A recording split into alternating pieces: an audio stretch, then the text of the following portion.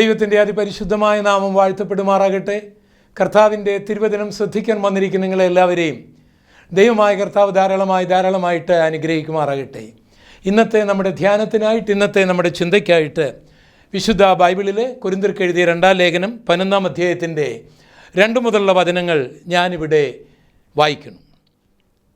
ഞാൻ നിങ്ങളെക്കുറിച്ച് ദൈവത്തിൻ്റെ എരിവോടെ എരിയുന്നു. ഞാൻ ക്രിസ്തു എന്ന ഏക പുരുഷനെ നിങ്ങളെ നിർമ്മല കന്യകയായി ഏൽപ്പിപ്പാൻ വിവാഹ നിശ്ചയം ചെയ്തിരിക്കുന്നു. എന്നാൽ സർപ്പം ഹവ്വായെ ഉപായത്തിൽ ചതിച്ചതുപോലെ നിങ്ങളുടെ മനസ്സിനെ ക്രിസ്തുവിനോടുള്ള ഏകാഗ്രതയും നിർമ്മലതയും വിട്ട് വഷളായി പോകുമോ എന്ന് ഞാൻ ഭയപ്പെടുന്നു. ഇവിടെ ധന്യനായ പൗലോസ്ലീഹ കൊരിന്തിലെ ക്രൈസ്തവരോട് പറയുകയാണ്, നിങ്ങൾ ക്രിസ്തു എന്ന ഏകപുരുഷന് നിർമ്മല കന്യകയായി വിവാഹ നിശ്ചയം ചെയ്യപ്പെട്ടവരാണ്. അതുകൊണ്ട് നിങ്ങളുടെ പാതിവൃത്യം സൂക്ഷിക്കണം, ചതിക്കപ്പെടരുത്, വഞ്ചിക്കപ്പെടരുത്. വിവാഹ നിശ്ചയം നടന്നതേ ഉള്ളൂ. വിവാഹം നടക്കുന്നത് വരെ പാവനമായിട്ട് നിങ്ങളുടെ ജീവിതത്തെ കരുതണം.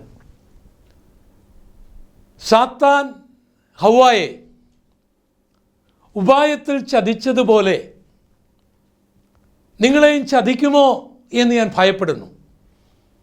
അവൻ നിങ്ങളുടെ മനസ്സിനെ വഷളാക്കിയിട്ട് ആ ക്രിസ്തുവിനോടുള്ള ഏകാഗ്രതയിൽ നിന്ന്, നിർമ്മലതയിൽ നിന്ന് മറ്റ് അന്യരിലേക്ക് നിങ്ങൾ ആകർഷിക്കപ്പെടുമോ?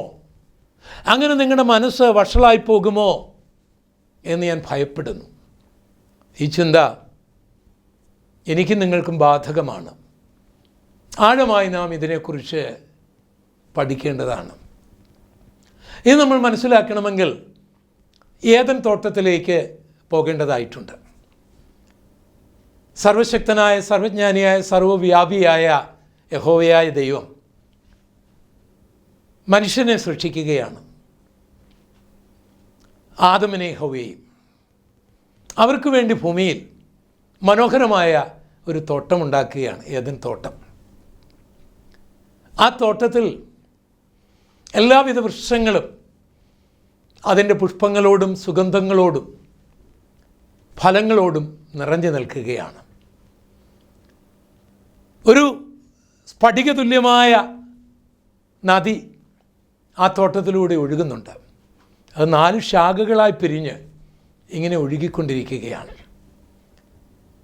എല്ലാവിധ പറവകളും മൃഗങ്ങളും ഇഴജാതികളും ആ തോട്ടത്തിലുണ്ട്. പക്ഷേ അവരെല്ലാം വളരെ സൗഹാർദ്ദത്തിലാണ്. ആരും ആരെയും ഉപദ്രവിക്കാറില്ല. അവിടെ അടിക്കുന്ന കാറ്റുപോലും മന്ദമാരുതനാണ്. അങ്ങനെ ആ പ്രകൃതിയൊക്കെ ആസ്വദിച്ച്, അങ്ങനെ ആ പ്രകൃതി സൗന്ദര്യമൊക്കെ ആസ്വദിച്ച് ആ നവദമ്പതികൾ അവിടെ ജീവിതം ആരംഭിച്ചു. എല്ലാ സായം സന്ധ്യയിലും ദൈവം അവരെ കാണുവാൻ വരും. അക്ഷരീകമായിട്ട് ദൈവമായിട്ട് അവർ സംഭാഷണം നടത്തും. ദൈവം സ്വർഗത്തിലേക്ക് മടങ്ങിപ്പോകുമ്പോൾ അവരോട് പറയും, തോട്ടം കാത്തുകൊള്ളണം. അതിൻ്റെ ആഴവും അർത്ഥവും ഒന്നും ഒരുപക്ഷെ അവർക്ക് അപ്പോൾ മനസ്സിലാക്കുവാൻ കഴിഞ്ഞില്ല. ഒരു ദിവസം തന്ത്രശാലിയായ ഉപായിയായ സാത്താൻ ഒരു സർപ്പത്തിൽ പ്രവേശിച്ച് ഹവ്വയുടെ അടുക്കിലേക്ക് വരികയാണ്. സ്നേഹം ഭാവിച്ച് അവളുടെ നന്മ ആഗ്രഹിക്കുന്നൊരു വ്യക്തിയായിട്ട്. ആ തോട്ടത്തിൽ അനേക വൃക്ഷങ്ങളും ഫലങ്ങളും ഉണ്ടെങ്കിലും ദൈവം അരുത്, ഭക്ഷിക്കരുത് എന്ന് പറഞ്ഞ ആ വൃക്ഷത്തിൻ്റെ അടുക്കിലേക്ക് തന്നെ അവൻ ആകർഷിക്കുകയാണ്. എന്നിട്ട് ആ ഫലത്തിൻ്റെ ഗുണഗണങ്ങൾ അത് കാണുവാൻ വളരെ ഭംഗിയുള്ളതാണ്, തിന്മാൻ വളരെ രുചിയുള്ളതാണ്, ജ്ഞാനം പ്രാപിപ്പാൻ വളരെ കാമ്യമാണ് എന്നവൻ പറയുകയാണ്. സ്വാഭാവികമായും കാണുവാൻ ഭംഗിയുള്ളതിനോടും തിന്മാൻ രുചിയുള്ളതിനോടും ജ്ഞാനം പ്രാപിപ്പാൻ പ്രയോജനമായതിനോടും നമുക്ക് സ്വാഭാവികമായും ഒരു താല്പര്യമുണ്ടാകുമല്ലോ. സാത്താൻ്റെ തന്ത്രങ്ങൾ നമ്മൾ ചിന്തിക്കുന്നത് പോലെയില്ല. പലർക്കും സാത്താനെ അറിയാം, അവനെ വളരെ ഭയമാണ്. അവർ മനസ്സിൽ കൊണ്ടു നടക്കുന്ന സാത്താൻ വലിയ പല്ലും നാക്കും, നാക്കിലിങ്ങനെ രക്തം ഒഴുകുന്ന കൊമ്പുകളുള്ള വാലുകളുള്ള ഒരു ഭീകര സത്വമായിട്ടാണ് അവർ സാത്താനെ കാണുന്നത്. അതിനെ അവർക്ക് ഭയമാണ്. പക്ഷേ അടുത്ത് നിൽക്കുന്ന, ചതിക്കുന്ന, ഉപദേശിക്കുന്ന സാത്താനെ അവർ തിരിച്ചറിയുന്നില്ല. ഇതാണ് സാത്താൻ്റെ തന്ത്രങ്ങളിൽ ഒന്ന്. കോവിഡ്-19 നമ്മുടെ കണ്ണുകൊണ്ട് കാണാൻ കഴിഞ്ഞിരുന്നെങ്കിൽ അവ നമ്മളെ ആക്രമിക്കുകയില്ലായിരുന്നു. കോടിക്കണക്കിന് ആൾക്കാർ മരിക്കുകയില്ലായിരുന്നു. അത് നമ്മുടെ നഗ്നമായ നയനങ്ങൾ കൊണ്ട് കാണുവാൻ കഴിയുകയില്ല. എത്ര ഡോക്ടർമാരാണ് മരിച്ചത്, എത്ര നേഴ്സസാണ് മരിച്ചത്. അവരൊക്കെ കോവിഡ് രോഗികളെ ശുശ്രൂഷിക്കേണ്ടതിന് വേണ്ടി തങ്ങളുടെ ജീവിതങ്ങളെ ബലിയർപ്പിച്ചവരാണ്. അവർക്ക് ഈ വൈറസിനെക്കുറിച്ച് നമ്മേക്കാൾ അറിയാമായിരുന്നെങ്കിലും അവരുടെ കണ്ണുകൊണ്ട് ആ വൈറസ് അവരിലേക്ക് വരുന്നത് അവർക്ക് കാണുവാനായി കഴിഞ്ഞില്ല. അപ്പോൾ ആദർശ്യമായ മേഖലയിൽ നിന്നുകൊണ്ട് പ്രവർത്തിക്കുന്ന ചില വൈറസുകൾ, ചില ബാക്ടീരിയകൾ സിംഹത്തെക്കാളും കരടിയേക്കാളും മതമിളകിയ ആനയേക്കാളും ജീവിതങ്ങളെ കൊന്നൊടുക്കാൻ പര്യാപ്തമാണ് എന്ന് പല അനുഭവങ്ങളിലൂടെ ഈ അടുത്ത കാലത്ത് കൊല്ലപ്പെട്ട കോടിക്കണക്കിന് ആൾക്കാരിലൂടെ നാം അത് പഠിച്ച സത്യങ്ങളാണ്. ഇതുപോലെ സാത്താൻ വലിയ പല്ലും വലിയ നാക്കും വലിയ കൊമ്പും ഒരു കറുത്ത സത്വമായിട്ട് നിങ്ങളുടെ കൊങ്ങായിക്ക് വന്ന് കുത്തിപ്പിടിക്കുന്നവനായിട്ടല്ല, തൊട്ടടുത്ത് വന്ന് കാണുവാൻ ഭംഗിയുള്ളത്, നിങ്ങൾക്ക് കാണുവാൻ ഭംഗിയുള്ളത്, നിങ്ങൾക്ക് തിന്മാൻ രുചിയുള്ളത്, നിങ്ങൾക്ക് ബുദ്ധിപരമായി വളരുവാൻ കാര്യമായത് എന്നൊക്കെ അതൊക്കെ പഠിപ്പിച്ചു തരാനായിട്ട് നിങ്ങളുടെ അടുക്കിലേക്ക് വരുന്ന സാത്താനെ തിരിച്ചറിയാനായി കഴിയണം. ദൈവമില്ല, ബൈബിൾ തെറ്റാണ്, സ്വർഗമില്ല, നരകമില്ല എന്നൊക്കെ അങ്ങോട്ട് പഠിപ്പിച്ചു തരുമ്പോൾ ഓർക്കണം, സർപ്പം ഉപായത്തിൽ ചതിക്കുകയാണ്. സാത്താൻ ക്രിസ്തുവിൽ നിന്ന്, ആ ക്രിസ്തുവിനോടുള്ള ഏകാഗ്രതയിൽ നിന്ന് നിന്നെ തെറ്റിച്ചു കളയാനുള്ള തന്ത്രങ്ങൾ ഉണ്ടാക്കുകയാണ് എന്നുള്ള സത്യം തിരിച്ചറിയണം. അപ്പോൾ കാണുവാൻ ഭംഗിയുള്ളതും തിന്മാൻ രുചിയുള്ളതും ജ്ഞാനം പ്രാപിപ്പാൻ കാമ്യവുമായ ആ വിലക്കപ്പെട്ട കനിയെ അങ്ങോട്ട് വിശദീകരിച്ച് അത് പറിക്കുവാനും തിന്നുവാനുമൊക്കെ ഒരല്പം മോഹം അവൾക്ക് ഉണ്ടായപ്പോൾ ഉള്ളിൻ്റെ ഉള്ളിൽ ഒരു ഭയം, അവൾ സാത്താനോട് പറഞ്ഞു, അത് തുടരുന്നു പോലും കർത്താവ് ഞങ്ങളോട് കൽപ്പിച്ചിട്ടുണ്ട്. അതൊക്കെ വെറുതെയാണ്. സാത്താൻ അവളോട് പറഞ്ഞു, നീ ദൈവത്തെ പോലെയാകും, ഇത് തിന്നാൽ നീ ദൈവത്തെ പോലെയാകും. പിന്നെ ദൈവത്തെ ഭയപ്പെടേണ്ട കാര്യമൊന്നുമില്ലല്ലോ. മനുഷ്യന് ദൈവമാകാം, മനുഷ്യൻ ദൈവമാണ്, ദൈവത്തെ പോലെ ആകും എന്നുള്ള ഉപദേശത്തിന് വളരെ പഴക്കമുണ്ട്. അത് സാത്താൻ്റെ ഉപദേശമാണ്, അവൻ്റെ തന്ത്രമാണ്, അവൻ്റെ വഞ്ചനയാണ്. നീ ഒരിക്കലും ദൈവമാകുകയില്ല, ദൈവത്തെ പോലെയും ആകുകയില്ല, നീ ഒരു മനുഷ്യനാണ് എന്നുള്ള സത്യം തിരിച്ചറിയണം. തിരിച്ചറിയണമെങ്കിൽ ഈ സാത്താൻ്റെ ഉപായത്തിൽ നിന്ന്, അവൻ്റെ കുരുക്കിൽ നിന്ന് രക്ഷപ്പെട്ട് സത്യദൈവം ആരാണെന്ന് ഗ്രഹിക്കുവാനായിട്ട് കഴിയണം.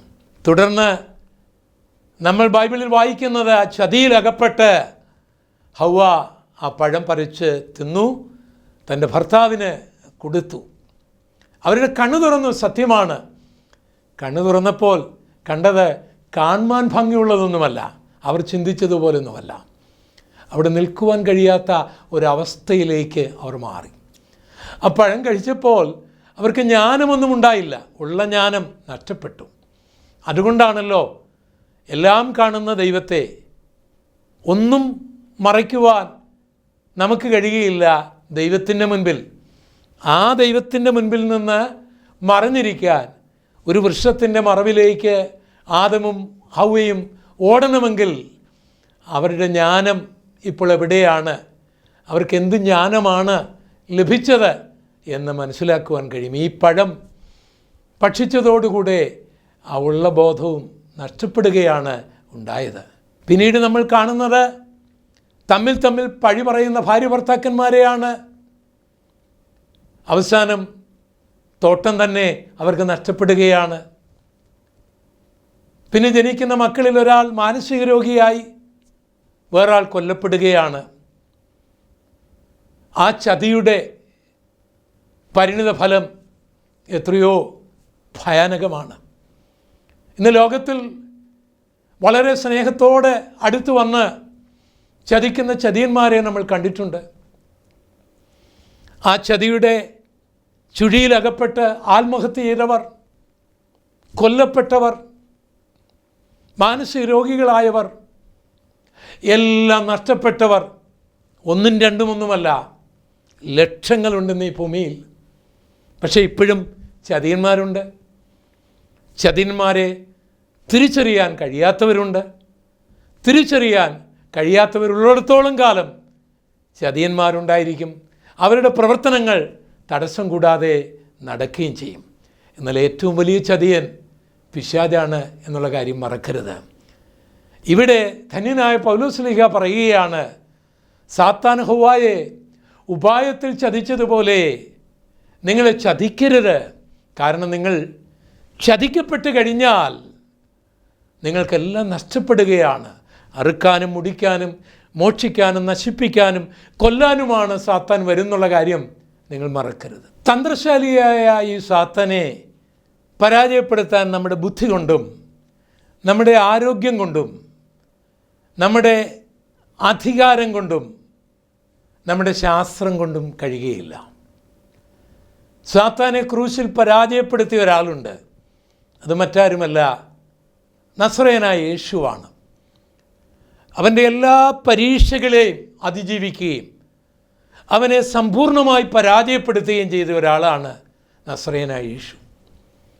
ആ കർത്താവ് നൽകുന്ന ഈ അധികാരവും അവൻ്റെ നാമവും അവൻ്റെ രക്തത്തിലുള്ള ആശ്രയവും അവൻ്റെ വചനത്തിലുള്ള ആശ്രയവും പിശാചിനെ ജയിക്കുവാൻ കഴിയുന്ന നല്ല ആയുധങ്ങളാണ്. നമ്മുടെ കർത്താവ് പറഞ്ഞ വചനങ്ങൾ ശ്രദ്ധിക്കുക. ലൂക്കോസിൻ്റെ സുവിശേഷം 10-ാം അധ്യായത്തിൻ്റെ 19 മുതലുള്ള വാക്യങ്ങൾ. പാമ്പുകളെയും തേളുകളെയും ശത്രുവിൻ്റെ സകല ബലത്തെയും ചവിട്ടുവാൻ ഞാൻ നിങ്ങൾക്ക് അധികാരം തരുന്നു. ഒന്നും നിങ്ങൾക്കൊരിക്കലും ദോഷം വരുത്തുകയില്ല. കർത്താവ് പറയുകയാണ്, പാമ്പുകളെ ചവിട്ടുവാൻ ഞാൻ അധികാരം തരാം. നമ്മുടെ പറമ്പിൽ കാണുന്ന ഈ മുറുക്കൻ്റെയും പെരുമ്പാമ്പിൻ്റെയും അല്ലെങ്കിൽ മറ്റ് ആ ഇഴ ജന്തുക്കളുടെയും കാര്യങ്ങളല്ല ഇവിടെ രേഖപ്പെടുത്തിയിരിക്കുന്നത്. ഹവ്വായുടെ അടുക്കൽ ഇഴഞ്ഞു ചെന്ന് ചതിച്ച ആ സർപ്പം, ആ പാമ്പ്, ആ പിശാചിനെക്കുറിച്ചാണ് ഇവിടെ കർത്താവ് പറയുന്നത്. നമ്മുടെ കുടുംബജീവിതം തകർക്കുവാനായിട്ട് ഇഴഞ്ഞു വരുന്ന ആ പാമ്പ്, കുഞ്ഞുങ്ങളുടെ ഭാവിയെ തകർക്കാൻ അവരുടെ മനസ്സിലേക്ക് ഇഴഞ്ഞു വരുന്ന ആ പാമ്പ്, നമ്മുടെ ധാർമ്മികതകൾ തച്ചുടയ്ക്കാൻ മദ്യപാനത്തിലേക്ക്, അസാൻമാർഗീയ മേഖലകളിലേക്ക് നമ്മളെ പ്രേരിപ്പിക്കാൻ നമ്മുടെ മനസ്സിൽ കടന്നു വന്ന് ഇഴഞ്ഞു വന്ന് നമ്മളെ പാപത്തിലേക്ക് നയിക്കുന്ന ആ പാമ്പ്, അതിനെ ചവിട്ടാനുള്ള അധികാരം ദൈവം നൽകുകയാണ്. കാണുവാൻ ഭംഗിയുള്ളതാണ്, തിന്മാൻ രുചിയുള്ളതാണ്, ജ്ഞാനം പ്രാപിപ്പാൻ കാമ്യമുള്ളതാണ്, നീ ദൈവത്തെ പോലെ ആകും എന്നൊക്കെ നമ്മളെ സഹായിക്കാനും ഉയർത്താനും എന്നുള്ള ഭാവത്തിൽ നമ്മളെ വഞ്ചിക്കാൻ പാമ്പ് വരുമ്പോൾ, പൈശാചിക ശക്തികൾ വരുമ്പോൾ അതിനെ ചവിട്ടാനുള്ള, അതിനെ ചവിട്ടി മെതിക്കാനുള്ള, അതിനെ ഓടിച്ചു കളയാനുള്ള ഒരു ആർജവത്വം എനിക്ക് നിങ്ങൾക്കും ഉണ്ടാകണം. അതിനുള്ള അധികാരം കർത്താവ് നൽകാം എന്നാണ് പറയുന്നത്. തേള്, പാമ്പിനെയും തേളിനെയും ചവിട്ടുവാനും പിശാചിൻ്റെ ബലത്തെ കെടുത്തുവാനുമുള്ള അധികാരം ഞാൻ നിങ്ങൾക്ക് നൽകുന്നു. തേള് കുത്തുന്നതാണ്, അത് വേദനയുണ്ടാക്കുന്നതാണ്. പിശാച് നിങ്ങളുടെ വ്യക്തിജീവിതത്തിൽ, നിങ്ങളുടെ കുടുംബജീവിതത്തിൽ, നിങ്ങളുടെ സഭാജീവിതത്തിൽ, നിങ്ങളുടെ ശുശ്രൂഷകളിൽ, നിങ്ങളെ വേദനപ്പെടുത്തുന്ന ചില മുള്ളുകൾ, ചില തേളുകൾ കുത്തുന്നുണ്ടാവും. അവയൊക്കെ യേശുവിൻ്റെ നാമത്തിൽ ചവിട്ടി മെതിക്കുവാനുള്ളൊരു അധികാരം കർത്താവ് നൽകുകയാണ്. അത് ദൈവസന്നിധിയിൽ പ്രാർത്ഥിച്ച് ഉപവസിച്ച് ഏറ്റെടുത്ത് അതിജീവിക്കണം. ഈ തേളിൻ്റെ കുത്തുമേറ്റ് എന്നും ജീവിക്കേണ്ടവരല്ല നിങ്ങൾ. പാമ്പിൻ്റെ കടിയേറ്റ് എന്നും കഷ്ടപ്പെടേണ്ടവരല്ല നിങ്ങൾ. അതിനെ അതിജീവിക്കാൻ, അതിനെ ചവിട്ടാൻ, അതിനെ മെതിക്കാൻ, അതിൻ്റെ മേൽ ജയം കൊള്ളുവാൻ കർത്താവ് നൽകിയിരിക്കുന്ന അധികാരം ഞാനും നിങ്ങൾ ഉപയോഗിക്കണം. എന്നാൽ ചില മുള്ളുകൾ മാറുകയില്ല. പൗലോസിനെ കുത്തുവാൻ ഒരു തേളുണ്ടായിരുന്നു, പിശാചിൻ്റെ ഒരു ദൂതൻ. പൗലോസ് കർത്താവിനോട് പ്രാർത്ഥിച്ചു, ഈ വേദനയൊന്ന് മാറ്റണം, ഈ മുള്ളൊന്ന് മാറ്റണം. പല പ്രാവശ്യം പ്രാർത്ഥിച്ചപ്പോൾ കർത്താവ് പറഞ്ഞു, മകനെ അതിരിക്കട്ടെ, നീ അതിജീവിക്കേണ്ടതിന് ഒരു കൃപ തരാം, എൻ്റെ കൃപ മതി. ആ കൃപ കൊണ്ട് നീ അതിനെ ചവിട്ടിയാൽ മതി. അല്ലെങ്കിൽ ദർശനങ്ങളുടെയും വെളിപ്പാടുകളുടെയും ആധിക്യത്താൽ നീ നിഗളിച്ചു പോകാനും നരകത്തിൽ പോകാനും സാധ്യതയുണ്ട്. അപ്പം നിഗളവും സാത്താൻ കൊണ്ടുവരാം, അതേറ്റവും വലിയ അപകടകരമാണ്. അതിന് പകരമായിട്ട് ഈ തേള് നിന്നെ കുത്തിക്കോട്ടെ, നീ തകർന്നു പോകുകയില്ല. അതിനെ അതിജീവിക്കാൻ, അതിനെ ചവിട്ടാനായിട്ട് ഞാനൊരു കൃപ നിനക്ക് തരാം, എൻ്റെ കൃപ നിനക്ക് മതി. ചില മുള്ളുകൾ മാറണമെന്നില്ല, അതിനെ അതിജീവിക്കാനുള്ള കൃപ കർത്താവ് നൽകും. അത് നമ്മൾ പ്രാപിച്ചെടുക്കണം. വളരെ വ്യക്തമായി കൃത്യമായിട്ട് പറയുകയാണ്, ക്രിസ്തുയേശു എന്ന ഏക പുരുഷന് വിവാഹ നിശ്ചയം ചെയ്യപ്പെട്ടൊരു വ്യക്തിയാണ് നിങ്ങൾ. ആ അവസ്ഥയിൽ നിങ്ങൾ വന്നിട്ടില്ലെങ്കിൽ യേശുവിനെ രക്ഷകനായി സ്വീകരിച്ച് കർത്താവിൻ്റെ കൽപ്പന അനുസരിക്കാൻ നിങ്ങൾ തയ്യാറാകുമ്പോൾ ക്രിസ്തുവിനോടുള്ള ബന്ധത്തിൽ ആത്മീക ഭാഷയിൽ അതൊരു വിവാഹ നിശ്ചയമാണ്. അങ്ങനെ വിവാഹ നിശ്ചയം ചെയ്യപ്പെട്ട വ്യക്തിയാണ് നിങ്ങളെങ്കിൽ ഇഴഞ്ഞു വരുന്ന ഈ സർപ്പത്തെ തോട്ടത്തിൽ കടക്കാതെ വണ്ണം, ജീവിതത്തിൽ കടക്കാതെ വണ്ണം, ശുശ്രൂഷയിൽ കടക്കാതെ വണ്ണം തടയാനായിട്ട്, അതിനെ ചവിട്ടാനായിട്ട്, അതിനെ മെതിക്കാനായിട്ട് തയ്യാറാകണം. അല്ലെങ്കിൽ അവൻ്റെ ചതിയിൽ അകപ്പെടുവാനിടയായും. അങ്ങനെ അകപ്പെട്ട എത്രയോ ആയിരങ്ങളെ നമ്മൾ കാണുന്നുണ്ട്. സാത്താൻ്റെ ഉപായങ്ങളെയും അവൻ്റെ തന്ത്രങ്ങളെയും അവൻ്റെ ചതിയെയും തിരിച്ചറിഞ്ഞ് അവനോട് പോരാടേണ്ടവരാണ് നമ്മൾ. നമുക്ക് പോരാട്ടമുള്ളത് ജഡരക്തങ്ങളോടല്ല, വാഴ്ചകളോടും അധികാരങ്ങളോടും സ്വർലോകത്തിലെ ദുഷ്ടാത്മസേനകളോടുമാണ്. നാം ഒരു യുദ്ധക്കളത്തിലാണ്. ഈ യുദ്ധക്കളത്തിൽ നിൽക്കണമെങ്കിൽ, ജയിക്കണമെങ്കിൽ ശത്രുവിനെ തിരിച്ചറിയണം, അവൻ്റെ തന്ത്രങ്ങളെ തിരിച്ചറിയണം, അവൻ്റെ ആയുധങ്ങളെ മനസ്സിലാക്കണം, അവൻ ഏത് മേഖലയിലൂടെയാണ് ആക്രമിക്കാൻ വരുന്നതെന്ന് ഗ്രഹിക്കണം. അതിനെതിരായിട്ടുള്ള പ്രതിരോധ നിലകളെല്ലാം നമ്മൾ ഒരുക്കണം. ഇത് സംബന്ധിച്ച് വിശുദ്ധ ബൈബിളിലെ എഫെസ്യ ലേഖനം 6-ാം അധ്യായത്തിൻ്റെ 10 മുതലുള്ള വാക്യങ്ങളിൽ നാം ഇങ്ങനെ വായിക്കുന്നു: ഒടുവിൽ കർത്താവിലും അവൻ്റെ അമിതബലത്തിലും ശക്തിപ്പെടുവീൻ. ഒന്നാമതായി വേണ്ടത് ആയുധബലമല്ല, ശാസ്ത്രീയ ബലമല്ല, ബൗദ്ധിക ബലമല്ല, രാഷ്ട്രീയ ബലമല്ല. നമുക്ക് വേണ്ടത് അമിതബലമാണ്.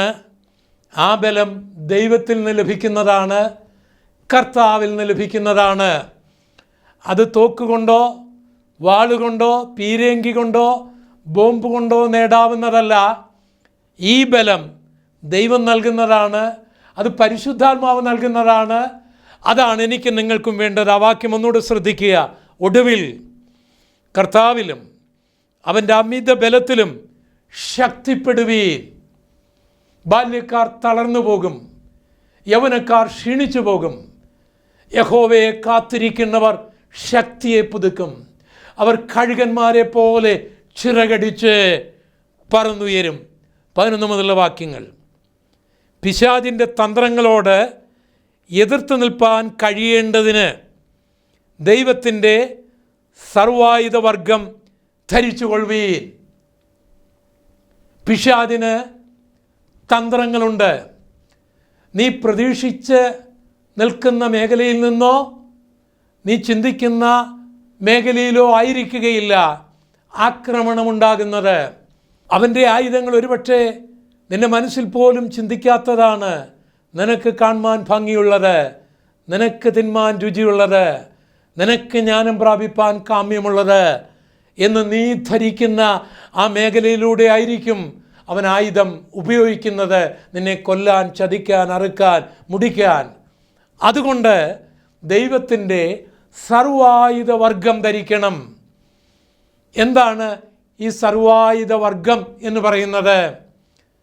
മിലിറ്ററിയിലൊക്കെ യുദ്ധത്തിന് പോകുന്നവർ, ചില പോലീസ് ഓഫീസേഴ്സ്, തീവ്രവാദികളെയൊക്കെ പിടിക്കാൻ പോകുന്നവർ, അവരുടെ ഡ്രസ്സ്, ബെൽറ്റുകൾ, അവരുടെ ശരീരത്തിൽ അവിടെയും ഇവിടെയും എല്ലാം ആ സർവായുധങ്ങളും കമ്മ്യൂണിക്കേറ്റ് ചെയ്യാനുള്ള കാര്യങ്ങൾ എല്ലാം ഘടിപ്പിച്ചിരിക്കുന്നത് നമുക്ക് കാണുവാൻ കഴിയും.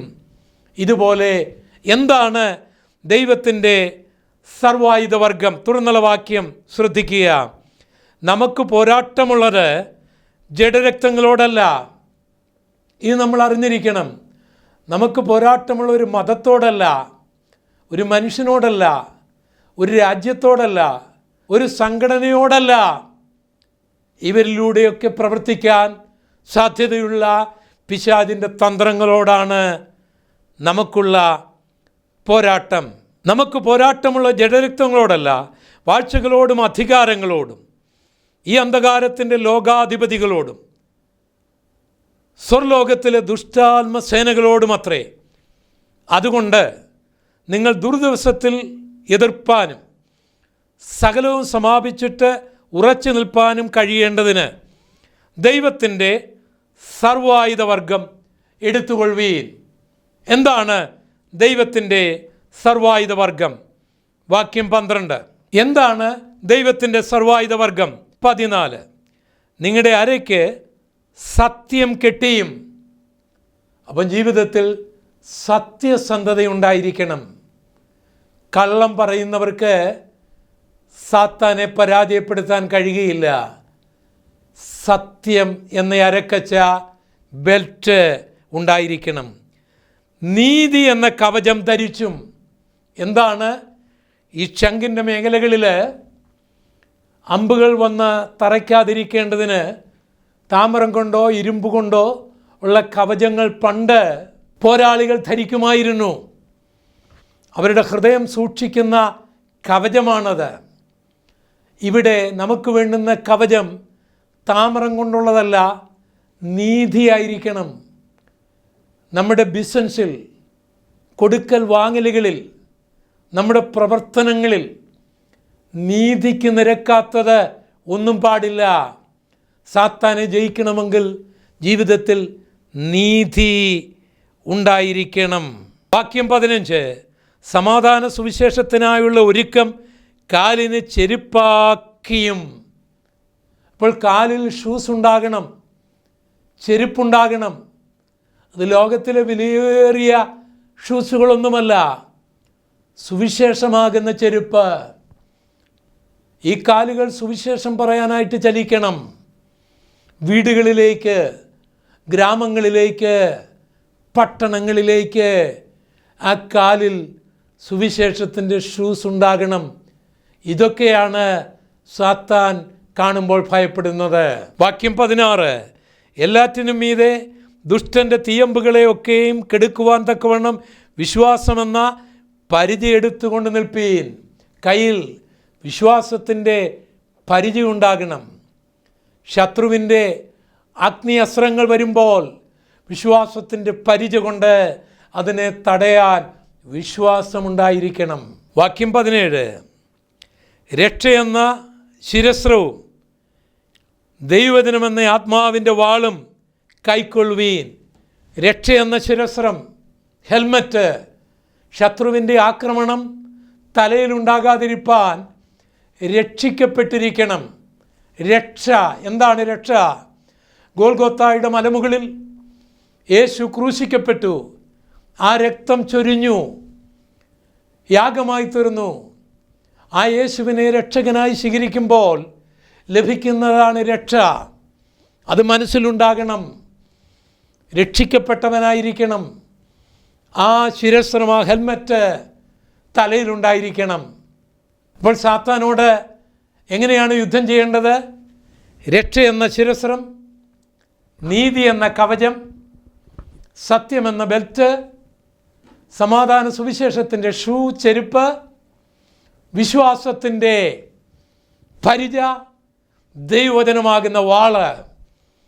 ഇത്രയും ഉണ്ടെങ്കിൽ മാത്രമേ സാത്താൻ്റെ ചതിയിൽ നിന്നും തന്ത്രങ്ങളിൽ നിന്നും ഉപായങ്ങളിൽ നിന്നും രക്ഷപ്പെടുവാനായിട്ട് കഴിയുകയുള്ളൂ. ധന്യനായ പൗലോസ്ലീഹായുടെ വാക്ക് ഒരിക്കൽ കൂടി ശ്രദ്ധിക്കുക. പരിശുദ്ധാത്മാവ് അദ്ദേഹത്തിലൂടെ നമ്മോട് സംസാരിക്കുകയാണ്. ക്രിസ്തു എന്ന ഏകപുരുഷന് ഞാൻ നിങ്ങളെ വിവാഹ നിശ്ചയം ചെയ്തിരിക്കുന്നു. സാത്താൻ ഹവ്വായെ ഉപായത്തിൽ ചതിച്ചതുപോലെ ക്രിസ്തുവിനോടുള്ള ആ ഏകാഗ്രത വിട്ട് നിങ്ങളുടെ മനസ്സ് വഷളായി പോകുമോ എന്ന് ഞാൻ ഭയപ്പെടുന്നു. അങ്ങനെ നമ്മുടെ മനസ്സ് വഷളായി ദൈവകൃപയിൽ നിന്ന് നാം അകന്ന് ചതിയനായ സാത്താൻ്റെ കരങ്ങളിൽ കുടുങ്ങി തകർന്നു പോകാതിരിപ്പാൻ രക്ഷയെന്ന ശിരസ്ത്രം, നീതി എന്ന കവചം, സത്യം എന്ന അരക്കച്ച, സുവിശേഷം എന്ന ചെരുപ്പ്, വിശ്വാസമെന്ന പരിച, വചനമെന്ന വാള് എടുത്തുകൊണ്ട് കർത്താവിൻ്റെ അമിതബലത്തിൽ പാമ്പുകളെയും തേളുകളെയും ചവിട്ടി മെതിച്ച് ഒരു നല്ല ജയജീവിതം നൽകുവാൻ എൻ്റെ എല്ലാ പ്രേക്ഷകർക്കും ഇടയാകട്ടെ എന്ന് പ്രാർത്ഥിക്കുന്നു. നമുക്ക് പ്രാർത്ഥിക്കാം. ഞങ്ങളുടെ കർത്താവേ, നമുക്ക് പ്രാർത്ഥിക്കാം.